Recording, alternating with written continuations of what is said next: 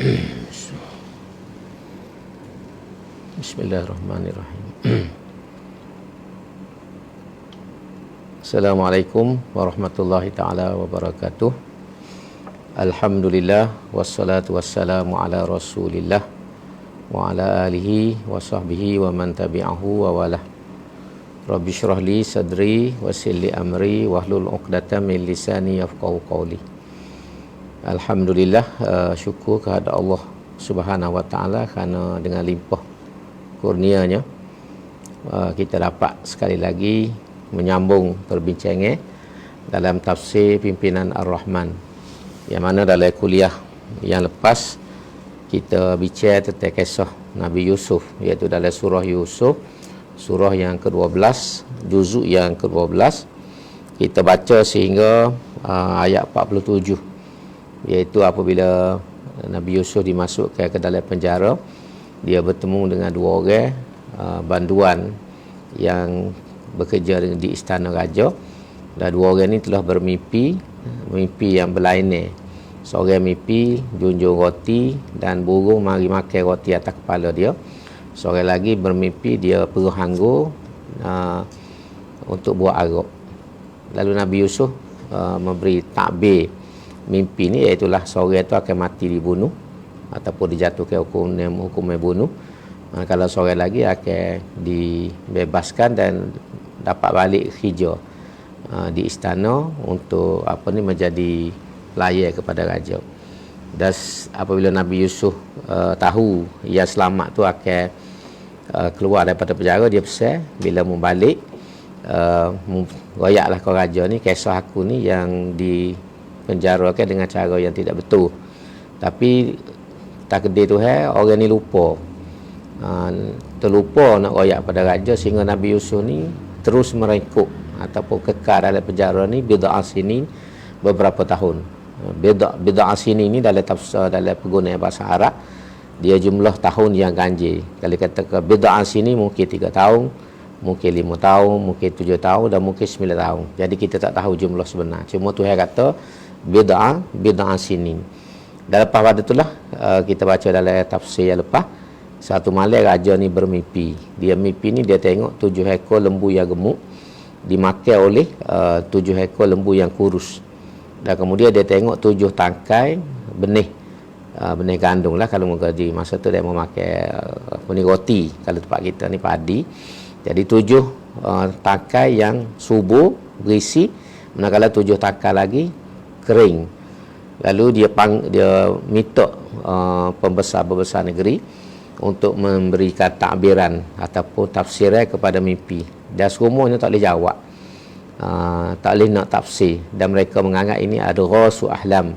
Ada rasu ahlam ni dalam tafsir ni disebut mimpi yang bercapu-capu, ataupun kalau kita guna bahasa kampung kita, ngaruk, mimpi ngaruk, mimpi yang tak boleh nak tafsir. Bila berita ni tersebar, bekas banduan yang duduk dalam penjara bersama Nabi Yusuf tadi teringat peristiwa dia, bagaimana dia diberikan takbir mimpi oleh Nabi Yusuf, dah tepat seperti berlaku seperti mana yang ditakbirkan. Jadi dianya akhirnya pergi jumpa dengan raja, bertemu dengan raja dan minta izin supaya diberi peluang masuk ke dalam penjara untuk jumpa dengan Nabi Yusuf. Ni hak kita nak sambung pada malam ni. Jadi kita ambil ayat ayat 40 ni. Kita bermula dengan ayat 40 ni. Malam ni kita undur dua ayat supaya kita nampak kesinambungan perbincangan kita. Berfirman, a'udzubillahi minasyaitonirrajim. Yusufu ayyuhas siddiq aftina fi sab'i baqaratin simanin ya'kuluhunna sab'un ijaf wa sab'in sumbulatin khudrin wa ukharu yabisat la'alli arji'u ilan nasi la'allahum ya'lamun.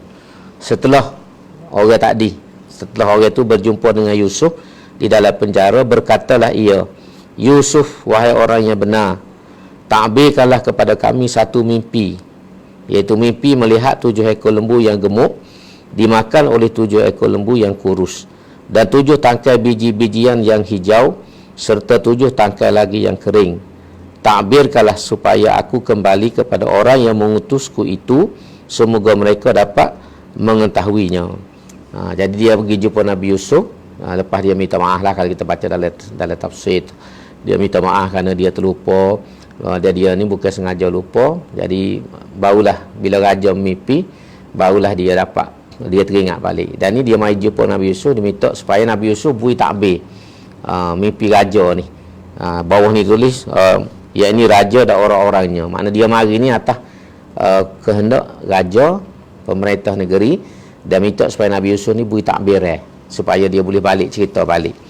Lalu Nabi Yusuf pun terus memberikan takbir. Ayat 47 tu Nabi Yusuf, Allah SWT menceritakan nina da'aba fama hasabtum fazaruhu fi sumbulihi illa qalilan mimma ta'kulun. Yusuf menjawab, hendaklah kamu menanam bersungguh-sungguh 7 tahun berturut-turut, kemudian apa yang kamu ketam biarkanlah dia pada tangkai-tangkainya, kecuali sedikit dari bahagian kamu jadikan untuk makan. Maksudnya di sini ialah Nabi Yusuf menggambarkan, kalau kita baca dalam tafsir huraiannya, negeri Mesir ni akan menghadapi zaman mewah selama 7 tahun. Lepas 7 tahun akan mari zaman susah, zaman kemarau. Zaman kemarau masa tu kemarau lah, sebab hasil buminya ialah tanaman, tumbuh-tumbuhan dan sebagainya. Jadi akan berlaku kemarau yang panjang selama 7 tahun pula. Jadi untuk menghadapi benda ni, maka bila kamu duduk 7 tahun ni, tanam sungguh-sungguh, tingkatkan hasil dan sipir sebagai daripada hasil ni untuk menghadapi 7 tahun yang susah tersebut. Kalau kita bahasa moden kita, kemelesetan ekonomi.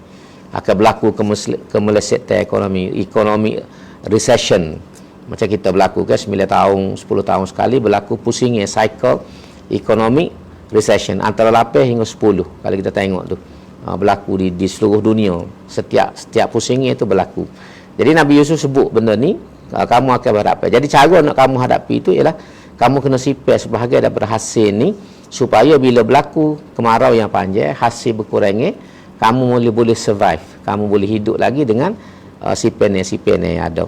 Lalu dia sambung balik, summa ya'ti min ba'di zalika, ayat 48. Nabi Yusuf sambung balik, summa ya'ti min ba'di zalika sab'un shidadun ya'kulna ma qaddamtum lahunna illa qalilan mimma tuhsinun. Mana selepas kamu kena buat kerja sungguh-sungguh, kamu kena tingkatkan hasil, gandakan produktiviti, akan datang selepas tempoh itu 7 tahun yang bersangatan kemaraunya. Maka selepas 7 tahun yang mewah ni, dia akan mari musim kemarau yang panjang selama 7 tahun. Jadi masa tu kamu tak boleh, kamu menanam boleh, tapi hasilnya teruklah muka kemarau kan, tak cukup air dan sebagainya, tumbuhan-tumbuhan tidak akan jadi dengan baik. Yang kamu sediakan baginya kecuali sedikit dari apa yang kamu simpan untuk dijadikan benih. Tu yang adanya Nabi Yusuf ayat. Jadi ni Nabi Yusuf tafsir, makna 7 ekor lembu yang gemuk akan dimakan oleh 7 ekor lembu yang kurus. Maksudnya 7 tahun yang mewah itu akan diikuti oleh 7 tahun yang susah. Dan 7 tangkai buah yang lebat berisi itu, maksudnya 7 tahun tadilah kamu boleh hasil banyak, dan 7 tahun kurus ni kemelesetan. Kita guna bahasa moden kita, kemelesetan ekonomi, jatuhnya ekonomi dunia, pasar rap gapo, menego teruk gapo semua ni. Jadi itu tafsir dia. Kemudian ayat 49 dia hurah lagi, summa yati min ba'di dzalika amun fihi yughathun nasu wa fihi ya'sirun. Kemudian akan datang pula sesudah itu tahun yang padanya orang ramai beroleh rahmat hujan, dan padanya mereka dapat memerah hasil anggur, zaitun dan sebagainya. Mana pusingnya tadi 7 tahun subuh, 7 tahun teruk, lepas tu akan balik, pulih balik selepas 7 tahun. Jadi peringatan ni. Jadi dia hurah lah, maksud dia takbir mimpi, itulah maksud mimpi yang pembesar-pembesar negeri kata ada rasu ahlam, mimpi hok ngaruk. Tapi Nabi Yusuf ni kerana Tuhan beri kepada dia kebolehannya takbir mimpi. Ni nak ayat, sebab dulu kita bincang tentang mimpi. Jadi mimpi ni memang dalam Islam ni tidak ditolak kalau kita baca dalam hadis. Nabi sebut mimpi kita ni ada 3 jenis. 3 jenis mimpi. Pertama dia panggil hadithun nafsi, iaitu benda yang kita rasa. Sehari ni kita duduk rasa-rasa, kita nak capai tak boleh, maka kita penuhi melalui mimpi kita. Subconscious mind kita ni, kalau kita ngaji ilmu psikologi, kita ni ada conscious mind, subconscious mind. Fikiran sedar, fikiran di bawah sedar. Jadi fikiran bawah sedar ni punya Allah ke kehendak dia dalam mimpi. Contohnya dah ni orang makan dia kunyit. Kita tak ada pitih. Nak beli tak boleh, harap orang bui pun tak boleh ke apa. Maka mimpilah malam tu makan dia kunyit. Tu dia panggil hadisun nafsi. Ataupun kita mimpi nak pergi situ, nak pergi sini tapi tak boleh sebab COVID. Nak kelo tak boleh, nak pergi situ tak boleh, nak mak gapo tak boleh. Maka malam tu mimpi pergi situ, pergi sini, itu dia panggil hadisun nafsi dalam hadis. Yang kedua dia panggil takhwifus syaitan. Takhwif syaitan ni ialah pelik-pelik amak rima sebagai contohnya jatuh dalam gaung makan kau ular kau benda pelik-pelik tu hok menakutkan kita, dia panggil takhwifus syaitan. Ni gangguan setan. Ganggu orang tua-tua kata bahasa jenis tidur tak basuh kaki ni. Tidur tak basuh kaki dia akan mari mimpi-mimpi pelik. Dan yang ketiga ialah dia panggil dalam istilah hadis satu hadis itu dia panggil ru'ya solihah, iaitu gambaran iaitu habui, mimpi yang baik. Ni biasanya nabi dan orang-orang yang beriman. Orang beriman ni dia akan dapat mimpi yang baik. Jadi 3 jenis mimpi dalam Islam ni. Jadi 3-3 ni kita tengoklah, sebab tu bila kita mimpi, sebelum kita tanya orang tak habis mimpi kita ni, kita sendiri boleh nilai. Adakah kita duk mikir gapo-gapo sehari, tubik dalam mimpi, makna tu hadisun nafsi. Dan kalau pelik-pelik tu, itu gangguan syaitan. Sebab tu dalam satu hadis Nabi sebut bila kita mimpi pelik, pada setengah orang ke bangun cokoh waktu malam pasal mimpi dia pelik dah. Jadi lagu mana nak buat lagu ni? Nabi kata minta berlindung daripada gangguan syaitan. Auzubillahi minasyaitonirrajim. Dalam hadis tersebut dah luduh lek kiri. Kita luduh lek kiri. Kita bangun cokoh tu, kita minta isti'azah. Minta perlindungan dengan Tuhan. Auzubillahi minasyaitonirrajim. Lepas tu kita luduh. Luduh lek kiri. Luduh ni luduh isyarat. Bukan luduh sungguh. Luduh sungguh kenalah bini kau sayang kau duduk tepi tu nyaknyo. Kalau sudah luduh betul dengan air liur ni, kita luduh isyarat. Kita luduh sepatut bomo luduh. Luduh isyarat, kita minta jauh daripada benda-benda yang buruk daripada mimpi kita. Kalau berat doa, kata ulama, mimpi tu berat doa sehingga kita tak padai dengan kita baca auzubillahi minasyaitonirrajim, tak padai dengan luduh, maka ulama ajar kita bangun semaya sunat. Semaya sunat hajat, minta Tuhan lindung diri kita, keluarga kita, harta benda kita, takut berlaku benda-benda yang tidak baik. Itu pedoman agama apabila kita hadapi dengan mimpi. Dan yang ketiga tadi, mimpi yang dipanggil ru'ya solihah, mimpi yang baik. Mimpi yang baik, kalau kita baca dalam huraian ulama, mimpi yang baik bagi Nabi, dia itu adalah wahyu. Contohnya kisah Nabi Ibrahim. Nabi Ibrahim ni dia mimpi sembelih anak dia Ismail. Dalam peristiwa tu kan, dia mimpi inni ara fil manami anni azbahuk. Nabi Ibrahim ni dia mimpi, dalam mimpi dia tu dia sembelih gerbai Nabi Ismail. Jadi bagi seorang nabi, sebab nabi jadi tak mimpi kok siapa kita, mimpi dia mimpi ya molek, sebab dia bersih jiwa dia, fikir dia. Jadi kalau mari mimpi tu adalah bentuk wahyu. Jadi Nabi Ibrahim dia tahu itu perintah Tuhan, maka sebab tu esok dia panggil Nabi Ismail, ya bunayya, wahai anakku. Dia cerita, inni ara fil manami anni azbahuk. Aku mimpi semalam ni aku sembelihmu, aku gerbaimu. Fanzur maza tara, apa pandangan kamu, apa pendapat kamu ni. Lalu anak dia jawab kan dalam ayat tu sebut, ya abati fa'al ma tu'mar satajiduni insyaallahu minas sabirin. Itu kisah Nabi Ibrahim dengan Nabi Ismail. Jadi kita ni pula, kalau bagi kita ni dia panggil ru'ya solihah, iaitu mimpi yang baik kepada orang beriman, orang yang tak pakas tak siapa perekat. Nabi ni adalah wahyu Allah SWT. Itu cara kita nak faham. Dan mimpi ru'ya solihah ni, kata ulama, ada tafsir dia, ada takbir.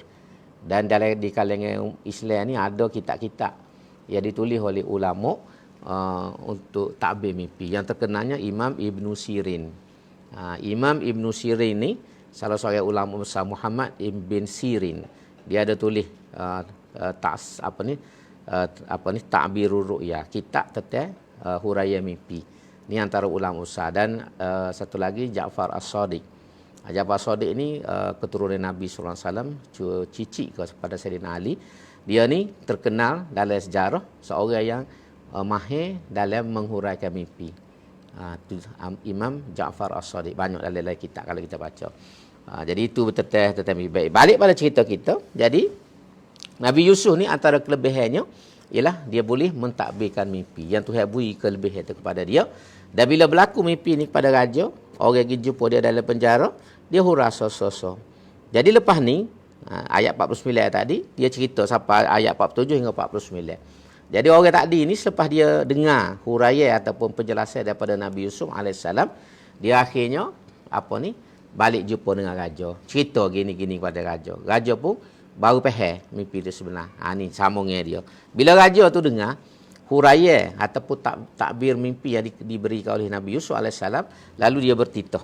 Ayat 50 wa qala al-maliku tuni bih falamma ja'ahu ar-rasulu qala irji' ila rabbik fas'alhu ma balun niswatil lati qatta'na aydiyahun inna rabbi bikaidihinna alim.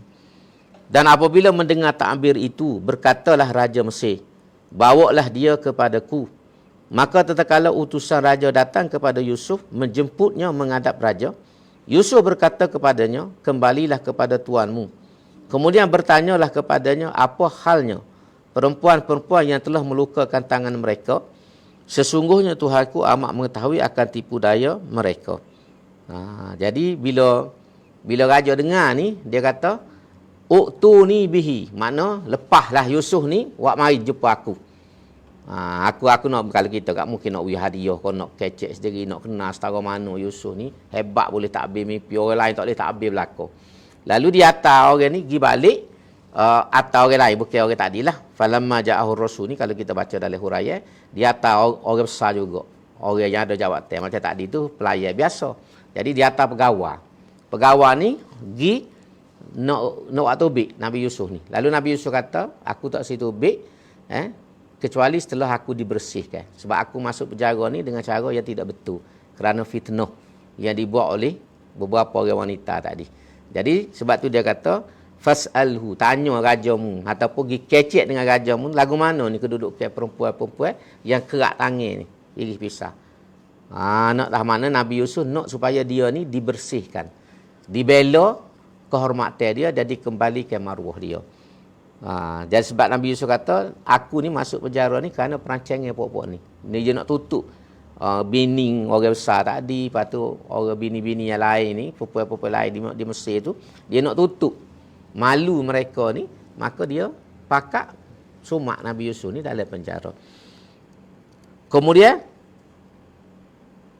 ayat seterusnya, ayat nombor 1, dia kata, qala ma khatubukunna idh rawattunna Yusufa an nafsi qulna hasya lillahi ma alimna alaihi min su' qalat imra'atul aziz al'ana hashasal haq ana rawattuhu an nafsi wa innahu laminas sadiqin. Setelah perempuan-perempuan itu dipanggil, raja bertanya kepada mereka, apa hal kamu semasa kamu memujuk Yusuf mengenai dirinya? Mereka menjawab, jauhnya Allah dari cacat celah. Kami tidak mengetahui sesuatu kejahatan terhadapnya. Isteri Al-Aziz pun berkata, iaitu Zulaikha. Zulaikha pun dipanggil sekali ke apa? Dia pun berkata, sekarang ternyatalah kebenaran yang selama ini tersembunyi. Akulah yang memujuk Yusuf berkehendakkan dirinya, tetapi dia telah menolak dan sesungguhnya adalah ia dari orang-orang yang benar. Jadi Nabi Yusuf ni tujuannya dia buat gini, kata ulama, sebab dia nak membersihkan diri dia. Kalau tidak dia tubik dalam jail pun, nama dia tidak bersih. Maka sebab tu dia nak supaya disiasat semula. Kalau kita agak dibuka balik dan biar jelas. Salah tu salah siapa? Dia masuk jail tu kerana dia jahat ke ataupun kerana fitnah orang. Jadi raja ni panggil lah Zulaikha dengan isteri-isteri pembesar yang lain dan siasat, soal siasat. Bila soal siasat itulah akhirnya dia mau ngaku, dia kata Yusuf ni tak ada perangai apa-apa. Pok-pok kita yang ni naik rang ke dia, jadi cuba nak pujuk dia supaya dia ni buat benda tidak molek. Dan Zulaikha sendiri sebut, dia kata bukan dia, bukan Yusuf yang cuba menggoda dia, sebaliknya aku. Aku yang jatuh hati kepada Yusuf dan aku cuba pujuk dia supaya buat benda tidak molek. Itu dia sebut. Jadi hak Yusuf sebenarnya ni tak ada apa-apa. Ini masuk ayat ni. Jadi bersihlah Nabi Yusuf ni. Kemudian Zulaikha sama lagi, ayat 52. Dzalika liya'lama anni lam akhunhu bil ghaib wa anna Allah la yahdi kaidal khainin. Pengakuanku yang demikian supaya dia mengetahui, dia tu ya apa ni, dia mengetahui bahawa aku tidak mengkhianatinya semasa ia tidak hadir bersama di sini. Tidak sama di sini, dan bahawa Allah tidak menjayakan tipu daya orang-orang yang khianat. Jadi aku mengaku ni, kata Zulaikha, supaya Yusuf tu tahu bahawa aku tidak khianat kepada dia. Aku royak barang betul. Sebab kalau dia ada depan, boleh jadi lagu lain. Tapi bila aku kecek lagu ni, dia tak ada depan, mana aku royak ni barang sungguh. Kalau kita tengok dalam huraian ni, bawah ni, disebut, yakni Zulaikha menegaskan bahawa dia berterus terang mengaku akan kesalahannya di hadapan Raja Mesir, supaya Yusuf mengetahui bahawa dia, Zulaikha, tidak mengkhianatinya dengan kata-kata dusta yang memburukkan namanya walaupun Yusuf tidak hadir. Atau pengakuannya itu supaya suaminya mengetahui bahawa dia tidak melakukan zina, hanya dia terdorong membujuk Yusuf, dan Yusuf telah menolak. Yusuf telah menolak. Jadi ada juga tafsir ada ahli tafsir, ada ahli tafsir yang mengatakan bahawa yang berkata demikian ialah Nabi Yusuf sendiri, yakni setelah Zulaikha mengaku akan kesalahannya di hadapan raja, pergilah utusan raja menyampaikan hal itu kepada Yusuf. Pada ketika itu Yusuf berkata, permintaanku yang demikian supaya perkara tuduhan yang dilempar kepada aku disiasat lebih dahulu, supaya suami Zulaikha yang telah memeliharaku di rumahnya sekian lama mengetahui bahawa aku tidak mengkhianatinya dengan mencerobohi isterinya semasa dia tiada di rumah, dan supaya dia mengetahui bahawa Allah tidak menjayakan rancangan jahat orang-orang yang khianat, yakni Zulaikha dan perempuan-perempuan yang bersyubhat dengannya. Jadi ada dua tafsir lah di situ. Tapi kalau kita baca dalam Ibnu Katsir sendiri, Ibnu Katsir cenderung mengatakan ini kata-kata Zulaikha. Termasuklah ayat 15. Ayat 53. Ayat 53 ni kita masuk juzuk baru. Juzuk yang ke-13 tapi masih lagi dalam surah Yusuf. Tadi juzuk yang ke-12 surah Yusuf. Kalau ni juzuk yang ke-13. Ni permulaan juzuk yang baru, iaitulah wa ma ubarri'u nafsi innan nafsa la'ammaratun bisu illa ma rahima rabbi inna rabbi ghafurur rahim. Dan tiadalah aku berani membersihkan diriku, sesungguhnya nafsu manusia itu sangat menyuruh melakukan kejahatan, kecuali orang-orang yang telah diberi rahmat oleh Tuhanku, maka terselamatlah dia dari hasutan nafsu itu, sesungguhnya Tuhanku amat pengampun lagi amat mengasihani. Jadi dalam mentafsirkan ayat ni, macam saya sebut tadi, ada ulama cenderung mengatakan ini kata-kata Zulaikha, tapi ada juga yang mengatakan ini kata-kata Nabi Yusuf. Tapi Ibnu Katsir sendiri, kalau kita baca dalam tafsir dia dari Qisasul Anbiya, dari Qisasul Anbiya, dari tafsir dia pun dia kata dia cenderung ini adalah kata-kata Zulaikha. Selepas Zulaikha royak kau raja gini-gini, jadi Zulaikha mengaku kelemahan dirinya. Dia tidak nak bersihkan diri daripada nafsu, kerana nafsu ni lawamah, ala ammarah. Nafsu ni kalau ikut Quran ni dia ada 3 kategori.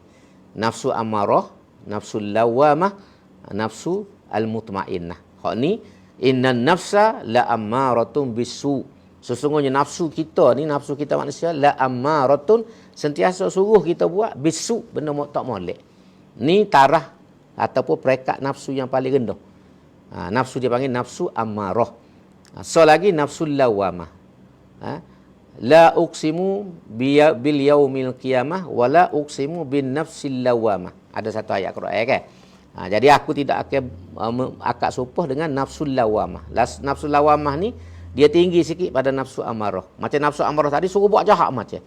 Tak cara apa, buat jahat pun dia tak rasa nyesal tak apa. Naik nafsu yang kedua yang tinggi sikit, nafsul lawamah. Dia buat benda tak molek juga, lepas tu dia nyesal.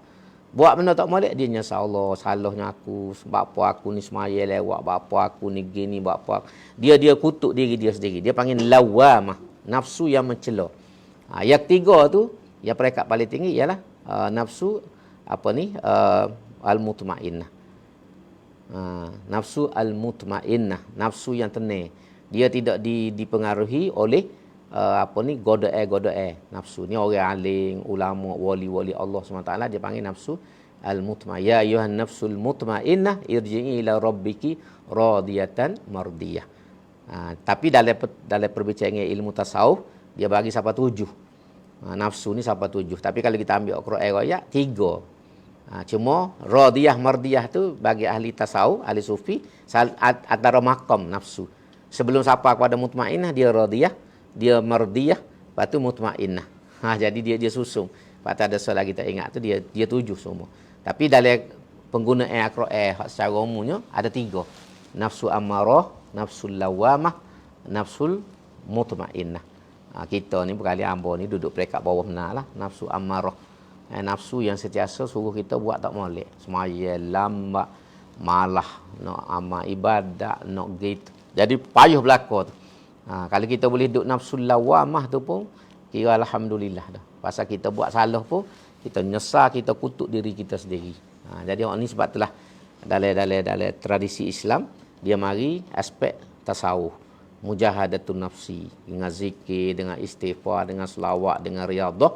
Tujuannya supaya kita boleh cuci daripada nafsu amarah naik kepada lawamah, dan akhir sekali sampai kepada nafsul mutmainnah yang tenang, gapo tengok gapo pun boleh hadapi. Godok gapo gangguan tu semaya pun khusyuk, gapo semua ibadat pun comel.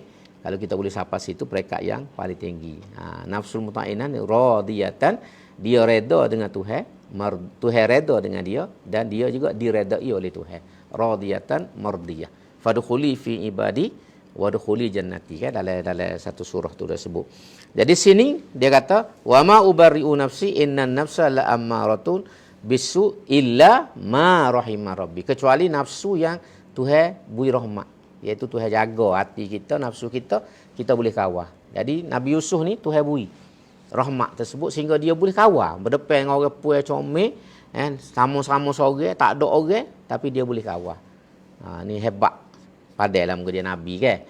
Dia Nabi. Dan Tuhan sebut sini inna rabbi ghafurur rahim. Nak ayat kita, Tuhan kita ni Maha Pengasih, Maha Pengampun. Maknanya kalau kita buat dosa, buat gapo pun, balik semulalah ke Tuhan. Minta ampun dengan Tuhan. Jangan kita meto. Orang Melayu kata jangan meto dengan dosa kita. Sebab dalam atas riwayat tu Nabi sebut orang berimeh ni, dia tengok dosa dia ni serupa dia tengok batu besar nak jatuh atas kepala dia. Batu duduk atas bukit, batu besar ni nak jatuh atas kepala dia, nak rembah atas kepala dia. Dia takutnya dengan dosa. Tapi orang tak berimeh ni ataupun orang fasik, dia tengok dosa dia ni supaya dia tengok apa ni lalak nyamuk depan mata. Dia tak rasa apa satu, dia tepih lagu tu ya. Tapi orang berimeh ni dia tengok tu takut. Jadi kita tengok, kita nak test diri kita ni, nak tahu kita ni ada email molek ke tak, berimeh sungguh ke tak, kita tengok sikap kita bila kita berdepan dengan dosa kita. Kita rasa lagu mana? Kalau kita rasa takut dengan dosa kita, bimbang takut Tuhan seksa kita, teruk kita dalam neraka, mana email ada lagi. Tapi kalau kita buat meto dengan dosa, kecek ya aku buat tu, aku boleh ganti dengan amal lain bila-bila. Maknanya ada masalah dengan email. Jadi ni cara kita nak test. Nak test sekolah ni kan, nak test COVID positif tak positif, ludah air. Peh ludah air dia nampaklah dia naik meta so ke 2. Kalau so tu negatif, kalau 2 positif. Jadi orang ni pun cara nak test email ni Nabi ajar dalam hadis tu, Nabi beri garis panduan kepada kita. Baik, seterusnya. Jadi bila selesai dah ni, kisah Nabi Yusuf dengan perempuan dengan Zulaikha, mana bersih dah lah diri Nabi Yusuf ni, clear semua orang pun tahu dah cerita sebenar dia ni tidak melakukan benda yang tidak baik. Maka ayat 54 tu raja tak disebut waqalal maliku tuni bih. Waqalal maliku tuni bihi astakhlisluhu li nafsi. Falamma kallamahu qala innakal yawma ladaina makinun amin. Dan setelah mendengar pengakuan perempuan-perempuan itu, raja berkata, bawalah Yusuf kepada aku. Aku hendak menjadikan dia orang yang khas untuk aku bermesyuarat dengannya. Setelah Yusuf dibawa menghadap, dan raja berkata-kata dengannya serta mengetahui kebijaksanaannya, berkatalah raja kepada Nabi Yusuf, sesungguhnya engkau pada hari ini, wahai Yusuf, seorang yang berpangkat tinggi, lagi dipercayai di kalangan kami. Jadi, bila dengar cerita orang puan-puan ni royak, raja nak tengok sendiri siapa dia, lagu mana manusia nama Yusuf ni. Lalu dibawa tu bebaslah dia. Lepas dah daripada penjara, mari jumpa raja, raja buat dengan dia, kecek ke apa. Situlah raja tahu. Raja kenal pribadi Nabi Yusuf ni dan dia tahu kebijaksanaan Nabi Yusuf. Lalu dia kata, wahai mu Yusuf, mula hari ni aku jawatan tinggi kamu. Mu ni jadi orang kan apa ni ahli mesyuarat aku ada kita kan. latih jadi menteri dah lah ni. Latih jadi menteri masuk dalam kabinet. Dulu duduk dalam J, latih jadi menteri masuk dalam kabinet. Bila raja rakyat dia ni nak latih Yusuf ni masuk dalam kabinet nak uji jawatan menteri, ni ayat 55 Nabi Yusuf jawab. Qala ja'alni ala khazainil ard inni hafizun alim. Yusuf berkata, jadikanlah daku pengurus perbendaharaan hasil bumi Mesir. Sesungguhnya aku sedia menjaganya dengan sebaik-baiknya, lagi mengetahui cara mentadbirkannya. Jadi bila raja nak latih dia jadi menteri, Nabi Yusuf cedek. Kalau nak latih ambo ni jadi menteri tuanku, dia kata builah patik ni jadi menteri. Kalau kita lah ni menteri kek wangi lah. Bahasa mudah menteri kek wangi, menteri ekonomi. Sebab jaga khazainil ard, menjaga perbendaharaan bumi ataupun harta negara, menteri kek wangi lah. Modeng dalam kita ni menteri kek wangi. Jadi Nabi Yusuf minta jawatan tu menteri kek wangi ni beri kat ambo. Pasal apa? Sebab inni hafizun alim. Kerana apa? Kerana saya ataupun aku ni sedia menjaga dengan sebaik-baiknya, lagi mengetahui cara mentadbir. Cara mentadbir. Jadi berdasarkan inilah kalau kita baca bawah ni, ayat ini menjadi dalil tentang harusnya seseorang itu memuji dirinya secara benar untuk mengenalkan dirinya bagi orang yang belum mengenalnya, dan juga tentang harusnya meminta sesuatu jawatan pemerintah jika orang itu sanggup menjalankan keadilan dan hukum-hukum syarak. Maksudnya di sini kita boleh royak tentang diri kita, bukan nak beragah. Contohnya tanya, awak ni ngaji mana? Gapo latar belakang akademik? Kita royak, saya ni graduan universiti, ada BSc, contohnya ada BBA, kalau ada gapo ko, kita boleh royak, bukan nak beragah, tapi nak memperkenalkan diri. Supaya ni kan orang atas resume. Nak minta kerja gotu kita je, orang akan buat resume ataupun CV kan, curriculum vitae dia, CV dia. Jadi dia royak dia ni seorang yang dedicated, hard working, orang yang apa ni trustworthy. Bukan dia nak nipu, nak royak ciri-ciri diri dia. Supaya orang yang nak pilih dia kerja ni tahu latar belakang. Dan berdasarkan pengetahuan itu, orang boleh nilai dia ni layak atau tak layak dengan jawatan tersebut. Mana boleh di segitu, kita boleh pergi minta. Pola ni lah kita isi borang, minta ada jawatan kosong, kita isi borang. Tidak salah lagu tu, bukan kata kita tunggu di rumah. Nak suruh orang mari di rumah cari siapa dia, boleh kerja. Kita sendiri boleh. Tidak salah di segi agama, sebab benda ni benda yang betul di segi peraturan dan undang-undang. Begitu juga kalau kita ni ada kelayakan sungguh. Tapi janganlah minta barang kita tak layak. Kita tak erti. Tak ada kelulusan, kita minta, dah bukan setakat minta, kita lobby situ, lobby sini, guna kabel tu, guna kabel ni. Hak tu tak boleh lah dalam Islamnya. Tapi kalau kita pergi cara yang betul, kita memang layak sungguh, maka tak ada masalah lah. Ni berdasarkan ayat ni lah. Sebab Nabi Yusuf sendiri pun, dia minta dengan raja ni. Latik-patik ni tu aku jaga kek wangi, menteri kek wangi ni besar dalam negara. Antara Puskane, dalam kerajaan ni menteri kek wangi lah. Selain pada Menteri Pertahanan, Menteri Pendidikan dalam konteks negara kita, Menteri Pertahanan ni antara pos yang kane. Pos yang kane. Jadi Nabi Yusuf minta, ij'alni ala khazanil ard. Bapa dia minta tu sebab inni hafizun alim, aku ni ada kelayakan, aku ni ada kebolehan. Tu dia sebut lagu tu. Lalu Tuhan kata lagi seterusnya, wa kadzalika makkanna li yusufa fil ard yatabawwa'u minha haitsu yasha' nusibu bi rahmatina man nasha' wala nudhi'u ajral muhsinin. Dan demikianlah caranya kami tetapkan kedudukan Yusuf memegang kuasa di bumi Mesir. Dia bebas tinggal di negeri itu di mana sahaja yang disukainya. Kami limpahkan rahmat kami kepada siapa saja yang kami kehendaki, dan kami tidak menghilangkan balasan baik orang-orang yang berbuat kebaikan. Jadi bila dia jadi menteri ni, hebat dah lah, bebas dah lah, boleh pergi mana-mana dah lah. Ada driver, ada kereta, ada pengawal peribadi, ada setiausaha sulit, ada apa ni setiausaha politik. Biasa dah menteri tu, golik dah lah tu. Zaman dulu lagi, sebab tu lah ni kalau menteri ni KJLW kemudahan, kita tak boleh nak bakit. Kita tak boleh nak bakit dan kita tak boleh nak deki. Sebab memang menteri ni dia pertama tugas dia berat. Jadi dia ni sendiri di segi gaji dia, kemudahan dia mesti setimpal dengan tugas dia. Dan benda ni sejak zaman dulu pun lagu tu lah. Tapi dalam masa yang sama, bila kita ada jawatan tu jadi menteri ke, timbalan menteri ke, timbalan menteri besar ke, kita kena buat kerja dengan molek lah. Biar padan dengan gaji orang bayar, biar padan dengan allowance yang kita boleh, biar padan dengan kemudahan-kemudahan yang diberikan kepada kita. Di segi agamanya tak salah. Tidak salah. Jangan kita kata semata menteri pun dia ni kena hidup supaya orang biasa. Jalan kakinya tak boleh lagu tu. Sebab isunya banyak isu keselamatan, isu tu, isu ni. Banyak perkara. Bukan nak agah. Bukan nak agah. Dia banyak benda faktor-faktor lain yang kita tengok. Sebab kadang-kadang kita ni, apa tidak hidup supaya ramai-ramai. Tak boleh lagu tu. Dia ada cara dia sendiri. Ada cara. Sebab zaman ni berbeza. Sebab tu kalau kita baca, dulu saya cerita kisah Muawiyah. Muawiyah bin Abi Sufyan. Bila dia lantik jadi gubernur di Syam. Gubernur di Syam, dia ni duduk dalam rumah besar. Istana lah kalau kita duduk dalam istana. Kenderaan dia gemahal. Baju dia janguk, makan sedap, apa semua ada gak pengawal di rumah dia, tak boleh masuk kursi-kursi. Jadi orang ngadu. Orang ngadu kepada Saidina Umar. Benda ni. Ngadu kepada Saidina Umar, royak Muawiyah ni beza weh. Dengan khalifah duduk biasa ke apa, dia ni duduk di Syam tu. Mewah gini-gini, royak sosok cerita. Lalu Saidina Umar panggil.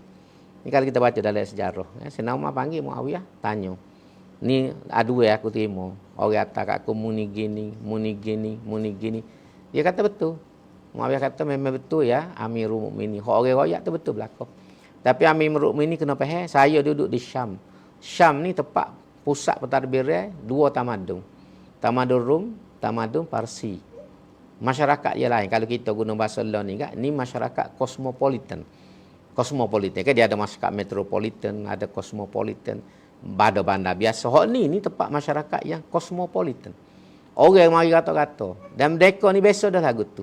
Dan orang di Syam ini, dia tidak hormat kalau kita duduk cara biasa. Duduk rumah biasa, ramai-ramai. Duduk kawasan setinggi, ataupun pakar lebih kurang. Jalan kaki ramai-ramai. Ataupun naik kenderaan yang lebih kurang. Orang ini tidak hormat. Orang-orang di Syam ni, dia biasa tengok.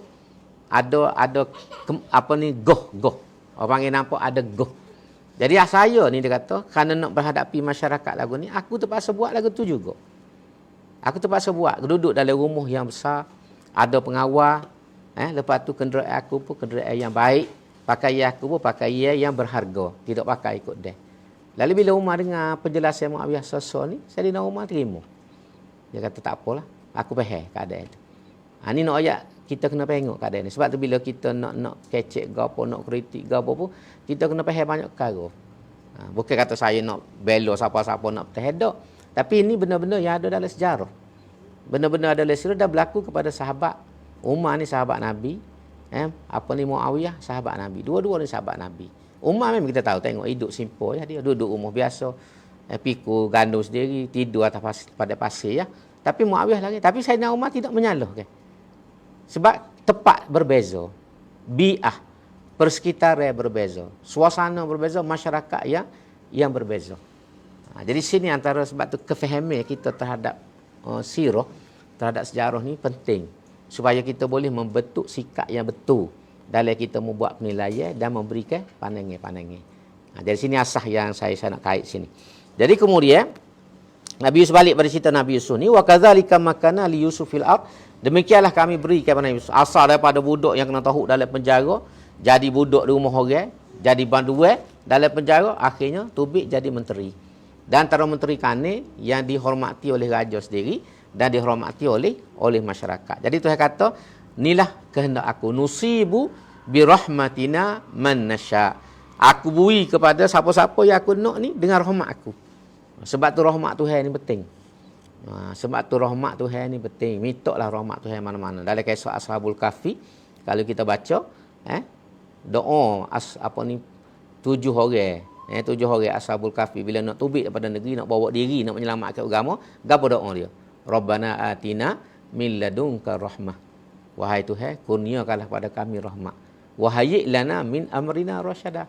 Dan tunjukkanlah kepada kami jalan yang betul. Dia minta lagu, tidak kata kalau kita kan nak pergi mana-mana, Tuhan minta selamatlah, jangan lapar lah, jangan beginilah, jangan. Kalau kita memikir lagu tu betul benda tu. Tapi orang yang jiwa dia tinggi, rohaninya tinggi, dia tak mikir tu. Dia tak minta boleh makan, boleh minum. Tapi dia hak penting kerana dia tubik tu nak menyelamatkan agama, maka doa dia lah, Rabbana atina min ladunka rahmah. Wahai Tuhan, berilah rahmat kepada aku. Sebab rahmat ni besar. Rahmat Tuhan ni bila mari rahmat ni, Tuhan tambah himmah, Tuhan murahkan rezeki, Tuhan beri kesihatan, Tuhan permudahkan hidup semuanya kerana rahmat. Maka sebab itulah rahmat Tuhan ni penting. Jadi ini panduan dalam surah Al-Kahfi. Rabbana atina min ladunka rahmah. Berilah kepada kami rahmat, wa hayyi' lana min amrina rasyada, dan kurniakanlah kepada kami ataupun aturlah hidup kami ni mengikut jalan yang betul, jalan yang lurus. Akhir selamat dia. 300 tahun tidur dalam gua, hidup balik semua. Ini betul rahmat. Sebab tu salah satu doa yang diajar oleh Imam Ghazali. Kalau kita baca dalam kitab Ihya ni, dalam kitab doa dia, kitab Da'wat, antara doa yang masyhurnya doa yang dibaca waktu subuh. Allahumma inni as'aluka rahmatan min indika tahdi biha qalbi wa tajma'u biha syamli wa tuzakki biha amali wa taruddu biha al-fitah. Panjang kan doa tu. Jadi antara doa yang Imam Ghazali galakkan kita baca. Terutama pada waktu dini hari bila kita bangun semaya tahajud. Inilah antara panjang doa tu. Tapi hak bahagian atas tu rekah tu. Allahumma inni as'aluka, wahai Tuhan, aku mohon kepada Engkau kepada rahmatan. Minta rahmat min indika, daripada sisimu. Untuk apa? Tahdi biha qalbi, ya dengan rahmat ni kamu membimbing hati aku. Tahdi, beri hidayat kepada hati aku. Wa talummu biha sya'si, boleh catur balik apa ni pecah apa kalau kita serabut, kita rusing, kita gagal apa, Tuhan betul balik. Lepas tu waktu zaki biha amali, membersihkan amal-amal kita. Wa taruddu bihal fitana ani, boleh mengelakkan fitnah-fitnah yang menimpa kita. Yang pentingnya rahmat ni. Jadi sini Tuhan ayat nusibi bi rahmatina. Kami kena dengan rahmat kami, limpahkan rahmat kami kepada siapa yang kami kena. Jadi Tuhan tunjuk rahmat ni kepada Yusuf. Daripada seorang budak yang dibuai dalam telaga menjadi baduai, duduk di rumah orang, jadi baduai, akhirnya tubik jadi pemimpin negara. Masa ni, kalau kita baca dalam tafsir Ibn Katsir, umur Nabi Yusuf ni 30 tahun baru. 30 tahun ni jadi menteri dah. Oh, luar biasa. Luar biasa tu hebu ini. Hebat Nabi Yusuf ni. Umur 30 tahun sudah pun menjadi menteri. Kemudian seterusnya, Tuhan kata, jadi maka kami tidak menghilangkan balasan baik orang-orang yang berbuat kebaikan. Ayat 57, Tuhan kata wala ajrul akhirati khairun lilladzina amanu wa kanu yattaqun. Dan sesungguhnya pahala hari akhirat lebih baik bagi orang-orang yang beriman serta mereka pula sentiasa bertakwa. Jadi jalan selamat kita dalam hidup ni dua ya, iman, takwa. Takwa ni kalau bahasa mudah amal soleh lah. Iman dan amal soleh. Kalau kita boleh jaga iman kita tidak jadi bunuh, iman yang bersih, macam saya selalu sebutnya, iman yang tidak purah. Tok guru zaman dulu sebut di pondok, iman kita ni iman yang tidak purah, tidak petik sawa. Mana iman yang bersih. Kalau kain putih cuci. Yang kedua amal soleh. Amal yang soleh ni maksud amal yang baik, yang Tuhan redha, yang menepati syarak. Insya-Allah ada dua ni jaminan syurga dah. Dalam akhir surah Kahfi tu Tuhan kata innal ladzina amanu wa amilus solihat kanat lahum jannatul firdausi nuzula. Sesungguhnya orang beriman dan orang yang melakukan amal soleh, kanat adalah baginya. Tuhan guna fi'il madi untuk mustakbal.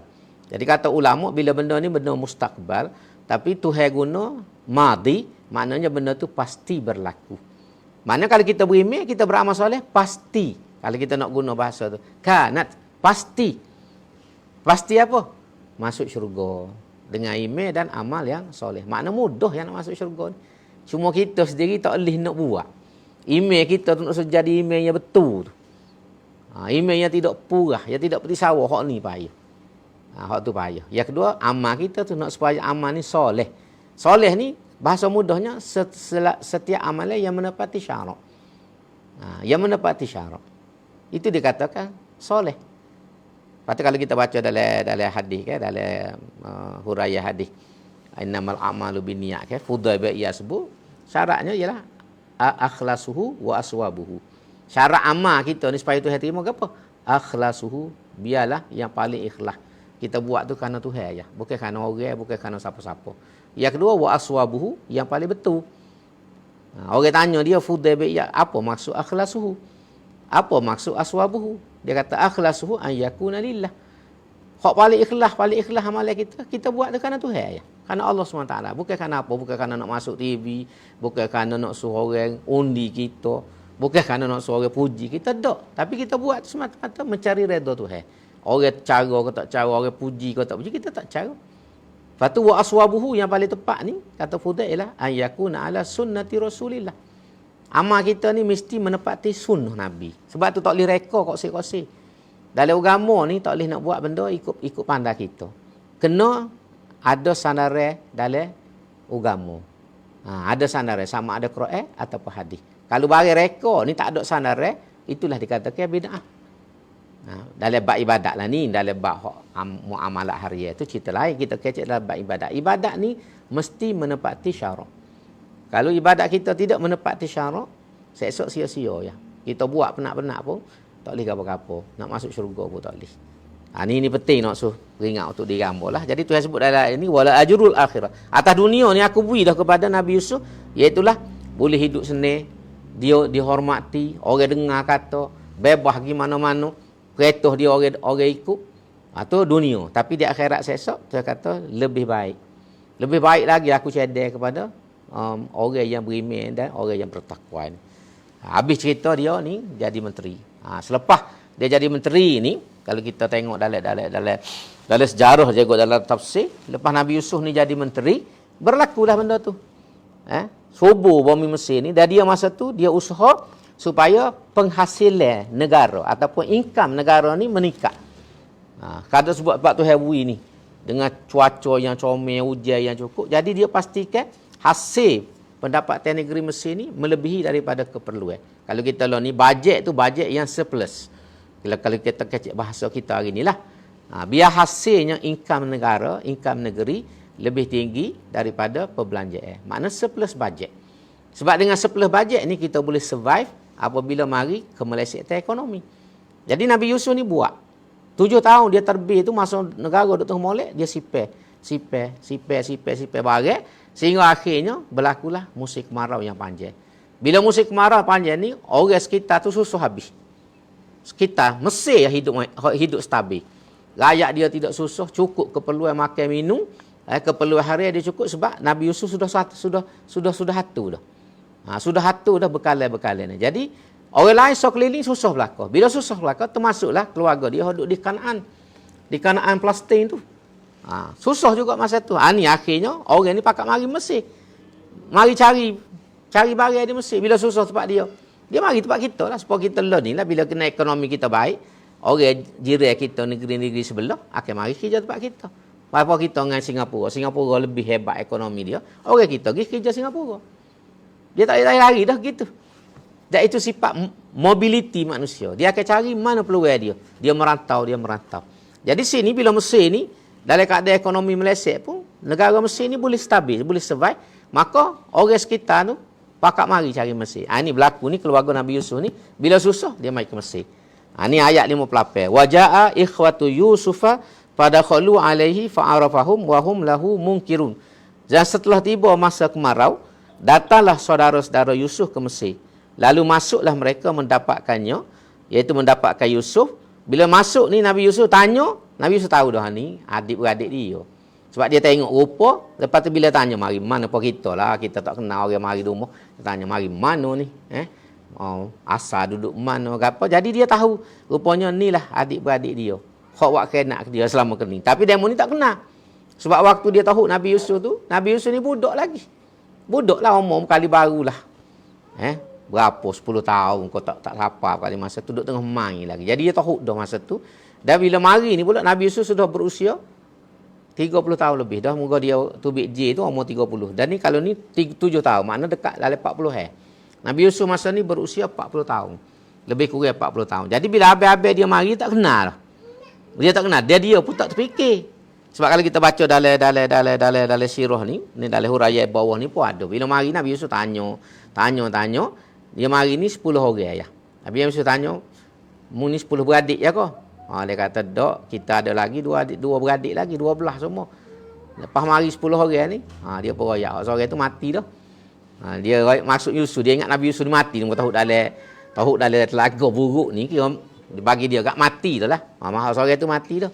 Hak seorang lagi tak mari. Tu ayah tak beri. Bunyamin tu ayah dia tak beri. Jadi Nabi Yusuf tahu sesuatu tu. Mengesahkan bahawa inilah adik-beradik dia awak kena dulu. Jadi demo ni mari ke Mesir ni, bawah ni dia royak ayahnya mereka iaitu Nabi Yaqub AS menghantar anak-anak dia ke Mesir seramai 10 orang dengan tujuan mencari bekalan makanan. Nabi Yaqub menahan anaknya yang bossu Bunyamin, iaitulah saudara kandung Yusuf, kerana dia bimbang akan disentuh oleh sesuatu bahaya sebagaimana yang terjadi kepada Yusuf dahulu. Jadi ayah dia tak boleh bawa adik bossu ni. Mu nak pergi 10 orang pok mu ya. Mereka tidak mengenal Yusuf kerana masa mereka membuangnya ke dalam perigi, Yusuf masih budak lagi. Sebaliknya Yusuf kenal mereka tetapi dia buat-buat tak kenal. Ketika menjawab pertanyaan, mereka berkata bahawa mereka ni datang daripada Kanaan. Kanaan ni bumi di Palestin. Kampung asal Nabi Ibrahim. Nabi Ibrahim ni kampung asal dia Kanaan. Lepas tu dia berhijrah pergi ke tempat Namrud tu, tempat Marut di Babylon. Di Babylon, lepas tu keluarga dia ni pindah semula ke Kanaan. Nabi Yaqub ni balik semula duduk di Kanaan. Jadi demo ni mari daripada Kanaan dan bapa mereka ialah Nabi Yaqub. Mereka berkata lagi bahawa mereka adik-beradik selama 12 orang. 12 beradik. Seorang mati dah dia kata. Ada seorang lagi duduk rumah. Tak mari. Jadi ngesahlah cerita ni bila Nabi Yusuf tanya ni, sahlah kepada dia bahawa ni adik-beradik dia. Jadi lepas pada tu dia mau mari ni, kalau kita baca saya bukan ada setengah tafsir sebut dia mari ni dia nak beli barang. Kalau kita faham molek sebenarnya tak beli, mari tukar. Zaman tu kebanyakan dia barter trade. Jadi muka keluarga dia duduk di Kanaan, jenis apa ni kebun, nane, perom nate. Jadi makanan lain tak ada. Di Mesir ada makanan lain. Sebab dia jadi dia bawa barang. Bawa barang mari ni nak tukar dengan benda-benda yang ada di Mesir. Masa tu dia jari orang pakai piti ni, kalau kita baca dalam buku pun zaman-zaman tu manusia jari menggunakan duit. Orang biasanya menggunakan tukaran yang kita panggil barter trade. Jadi lepas tu dia mari tukar barang. Hak ni ke kerajaan Mesir, kerajaan Mesir sediakan makan ni. Disebut dalam ayat 59, walamma jahazahum bi jihazihim qala tuni bi akhil lakum min abikum. Ala tarawna anni ufil kaila wa ana khairul munzilin. Dan terkala Yusuf menyediakan untuk mereka bekalan mereka, berkatalah dia, pada kali yang lain bawalah kepadaku saudara kamu yang sebapak. Tidakkah kamu melihat bahawa aku menyempurnakan bekalan makanan kamu dan bahawa aku sebaik-baik penerima.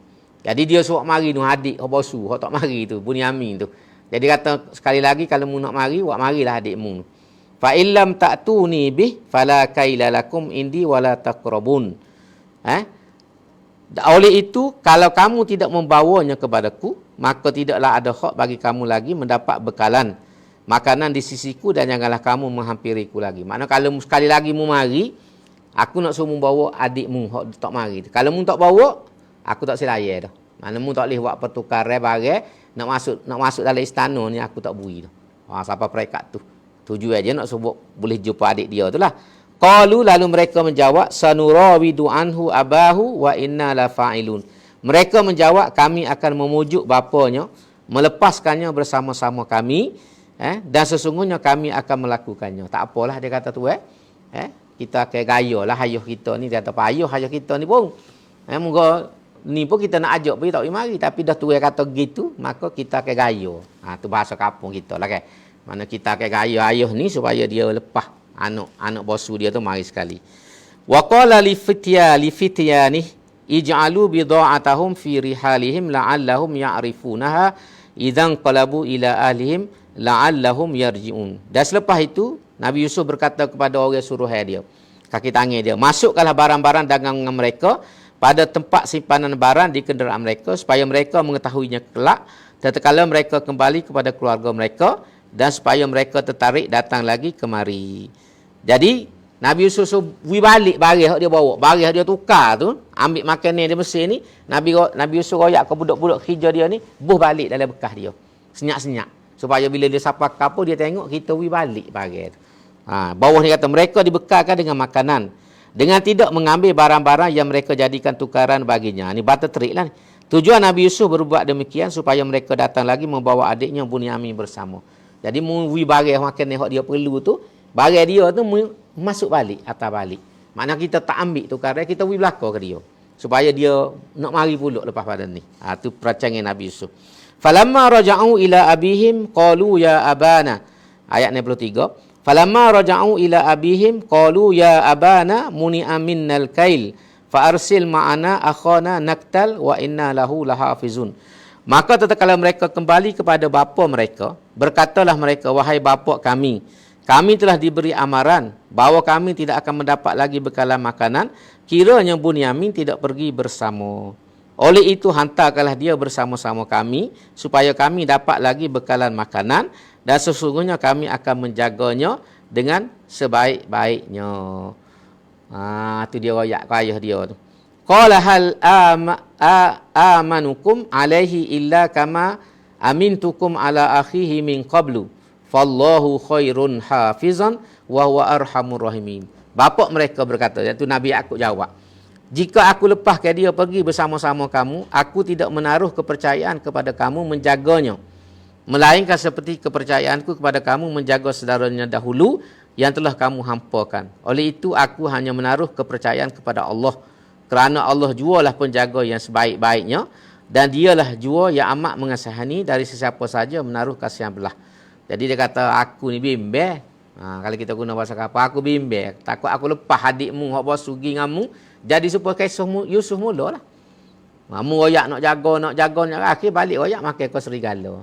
Jadi hak ni aku bimbang tak, aku lepas pergi ngamu Mesir ni kak, akhir balik saja jugalah. Tu maksud dia royak ni. Pasal mu tunjuk dah bukti mu tak boleh harap. Tapi dia kata, oleh kerana waktu pembesar Mesir nak juga, kalau tidak dia tak sewi makan ni, aku terpaksa lepas lah. Maka dia kata, Fallahu khairun hafizah. Aku suruh pada Tuhan.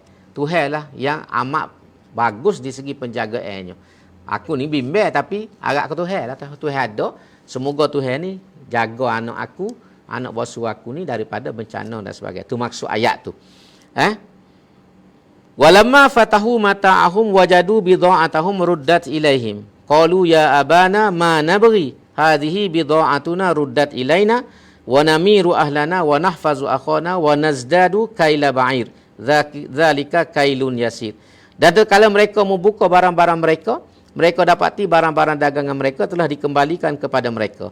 Mereka berkata dengan gembiranya, wahai ayah kami, apa yang kita kehendaki lagi? Ini dia barang-barang dagangan yang kita jadikan tukaran itu telah dikembalikan kepada kita. Dan dengan kemurah hati menteri yang berbudi itu, akan dapatlah kami membawa lagi bekalan makanan kepada keluarga kami, dan kami pula akan dapat menjaga saudara kami. Serta akan dapat tambahan bekalan makanan sebanyak muatan seekor unta lagi. Pemberian tambahan yang sebanyak itu mudah sekali ditunaikannya. Dia minta, dia royak ni pasal nak gaya. Nak gaya ayah dia ni lah. Tengok ni dia kata, orang ni orang baik ni dia kata. Bukan setakat bui makan ni kita, barang kita pun dia atas balik. Dia atas balik kita. Mana kita tak rugi sikit abut. Untung lebih pada tu lagi. Banyak dapat 2 kali ganda. Jadi tak kira ayah tak agak lagi kita. Tak kira ayah duk bimbel lagi kepada Bunyamin. Tak sebi lepas ke apa kepada sekitar. Ni cara dia nak gaya ayah dia ni. Dia lagu mana ayah dia nak jawab, insya-Allah kita akan sambung dalam kuliah yang akan datang. Kalau kita sambung ni pun tak habis juga panjang cerita lagi. InsyaAllah kita sambung dalam kuliah akan datang. Lagu mana jawapan Nabi Yusuf dan apa yang berlaku selepas mereka ni pergi ke Mesir untuk kali yang kedua. InsyaAllah kita sambung akan datang. Aku lu qauli hadza wa astaghfirullahalazim li wa lakum. Wassalamualaikum warahmatullahi wabarakatuh. Baca doa sikit. Bismillahirrahmanirrahim. Alhamdulillahirabbil alamin wassalatu wassalamu ala asyrafil mursalin wa ala alihi wa sahbihi ajma'in. Rabbana ighfir lana dzunubana wa israfana fi amrina wa tsabbit aqdamana wansurna 'alal qaumil kafirin. Rabbana ighfir lana wa li ikhwanina alladzina sabaquna bil iman wa la taj'al fi qulubina ghillan lil ladzina amanu rabbana innaka raufur rahim. Rabbana atina min ladunka rahmah wa hayyi' lana min amrina rasyada. Rabbana la taj'alna fitnatan lil qaumiz zalimin wa najjina bi rahmatika minal qaumil kafirin. Allahumma inna na'udzubika min jahdil bala wa darkis syaqa wa su'il qada wa syamatatil a'da. Rabbana zidna ilma. Rabbana hab lana hukma wa alhiqna bis salihin. Allahumma asina akibatana fil umuri kulliha wa ajirna min khizyid dunya wa azabil akhirah. Rabbana atina fid dunya hasanah fil akhirati hasanah wa qina azabannar. Subhana rabbika rabbil izzati amma yasifun wa salamun alal mursalin walhamdulillahi rabbil alamin. Taqabbalallahu minkum.